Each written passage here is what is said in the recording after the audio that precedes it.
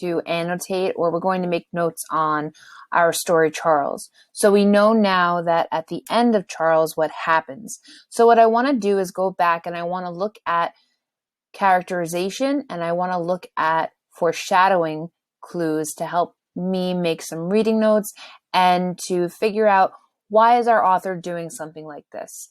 So we have our story Charles, and we also have our reading note practice, okay? So the first one that I want to do, and I'm going to do the first one for you, and then I'm going to ask you to look for some too. We're going to, as it says on the instructions here, look for quotes that show foreshadowing / characterization that leads you to figure out who Charles really is. So if I look at the first paragraph and I looked at the second, because since we're taking quotes, we can see there's no page numbers. So whatever we are going to be citing, we're going to be doing by paragraph numbers. So we have paragraph 1, 2, 3, 4, 5, 6, 7. Okay. Every time that we have a new line, essentially, that has either an indentation or a new line of dialogue. Okay. So the first one I want to do, I don't really have anything in the first paragraph. It just talks more about how the mom feels regarding how her son is going to be going to preschool, and he's not really her son anymore. Like, he's a little bit more grown up. So I want to look at the second paragraph. He came home the same way at lunchtime. "Isn't anybody here?" he yelled. At the table, he knocked over his little sister's milk. Now, for me, I can see that this is really kind of a change in behavior, or something that, as I know that Charles is, what I know that Charles is like, something that Charles probably would do. So I'm going to highlight this yellow, and I have a little bubble over here that says add a comment. So what I'm going to do is I'm going to remind myself over here that this is foreshadowing / characterization.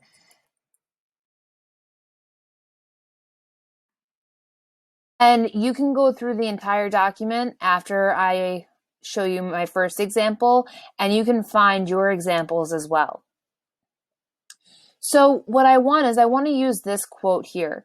Now, since this is a Word doc, we actually can highlight it, and we can right click, or we can Control C to copy it. And we're going to go into our reading notes and look for our text evidence, and Control V, where we're going to paste it. Now, I don't mind if it's highlighted, that's perfectly fine. But we found this in paragraph 2. We need to put our quotations. We found this in paragraph 2. And now we're going to analyze our text. We're going to do it in 2 ways. So these 2 ways is looking at why Shirley Jackson would put this in our story, as well as how do we know, based on like a real world connection, how do we know that this is something that might be interesting for us to look at? So for my thinking, Jackson presents Lori. Yes, Lori's a boy if we weren't sure. With poor behavior at the kitchen table.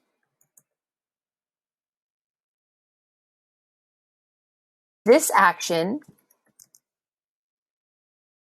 may imply a foreshadowing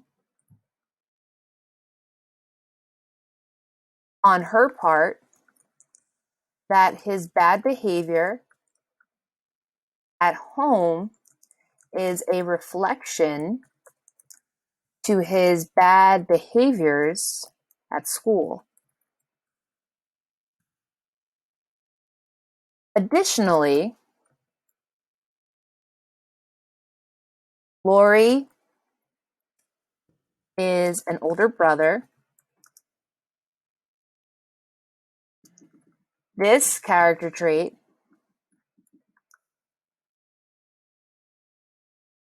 aids or helps in understanding his actions and poor behavior.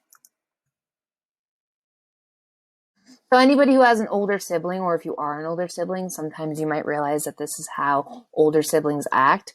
I have an older brother, and he was always usually pretty nice to me, but he would do stuff like this from time to time. And then we have our real world connection. Older brothers tend to be more action oriented or do more things physically than older sisters. Anytime that I wanted to do something, and even though I'm the younger sister, I was always kind of sneaky about it. My brother did more of the action-oriented things. He would act out more, and it could be perhaps he is just filling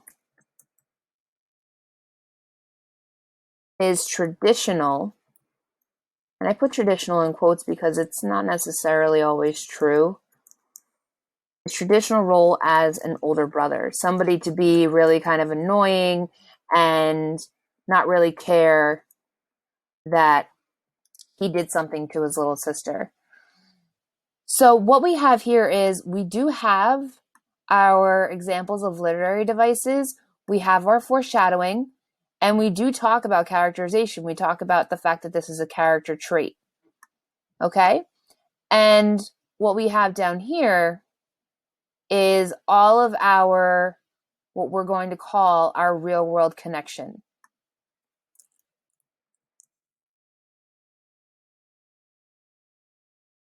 We're able to figure out how is this actually really affecting everything outside of our story, and everything up here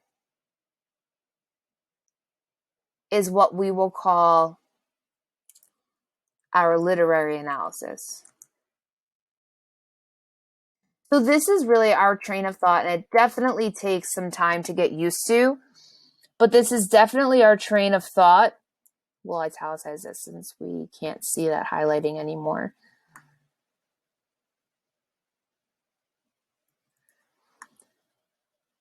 There we go. So this is really how our train of thinking is going to go when we do our text analysis and when we do our reading notes. We need to make sure that we're including what character trait or what foreshadowing, what literary device are we using, and how is our author using it, and how do we normally see this out in the real world? What do we really think about when we see older brothers being a little rude to little sisters? Is that just kind of how life is supposed to go, or whatever it might be?